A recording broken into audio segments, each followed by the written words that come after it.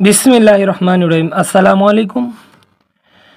এক নজরে বাংলাদেশের নদ নদী, শিক্ষক নিবন্ধন, বিসিএস, ব্যাংক জব ও অন্যান্য সকল চাকরির পরীক্ষায় এই টপিক থেকে প্রশ্ন আসতে পারে। Welcome to my YouTube and Facebook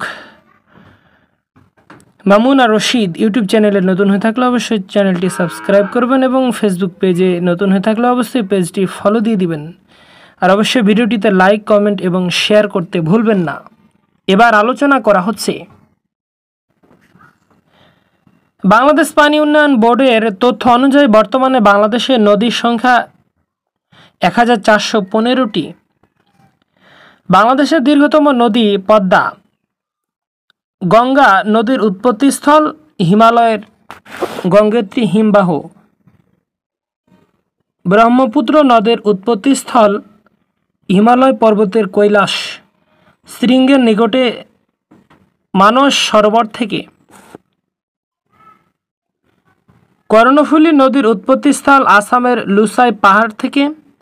মেঘনা নদীর উৎপত্তিস্থল আসাম বরাক নদী নাগা মণিপুর অঞ্চল থেকে। পদ্মা নদী বাংলাদেশে প্রবেশ করেছে চাঁপাই নবাবগঞ্জ জেলা দিয়ে। পদ্মা যমুনা নদীর সাথে মিলিত হয়েছে দৌলতদিয়ার নিকটে।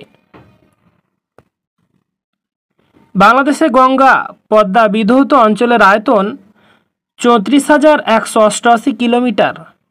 পদ্মার শাখা নদী কুমার, মাথাভাঙ্গা, ভৈরব, গড়াই, মধুমতি, আড়িয়া, নখা। পদ্মার উপনদী পুনর্ভবা, নাগর, পাগলা, কুলিক ও টাঙ্গন, মহানন্দা। ব্রহ্মপুত্র নদ বাংলাদেশে প্রবেশ করেছে কুড়িগ্রাম দিয়ে। অবশ্যই প্রশ্নগুলো খুবই গুরুত্বপূর্ণ। ব্রহ্মপুত্র উপনদী ধরলা ও তিস্তা। তাহলে ব্রহ্মপুত্র উপনদী কিন্তু ধরলা ও তিস্তা। ব্রহ্মপুত্র শাখা নদী বংশী ও শীতলক্ষা। যমুনা প্রধান উপনদী করতোয়া, আত্রাই। তাহলে এবার আসেন ধলেশ্বরী শাখা নদী বুড়িগঙ্গা।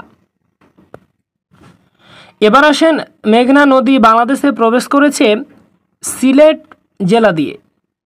মেঘনা নদীর মিলন স্থল আজমেরীগঞ্জের কাছে, যা সুরমা, কুশিয়ারা, কালনী নদীর সাথে।